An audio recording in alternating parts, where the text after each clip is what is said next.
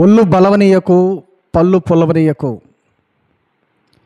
ఏంటి ఒళ్ళు బలవనీయకు, పళ్ళు పొలవనీయకు అనే విషయాన్ని మనం ఆలోచన చేస్తే, పరిశుద్ధ లేఖన భాగంలో నుంచి ఇర్మియా గ్రంథం 31వ అధ్యాయం 29, 30 వచనములో మనం చూసినట్లయితే, అక్కడ తల్లిదండ్రులు చేసినటువంటి తప్పుల వలన కుమారుల యొక్క పళ్ళు పులిసిపోయాయి అంటూ సెలవిస్తున్నాడు.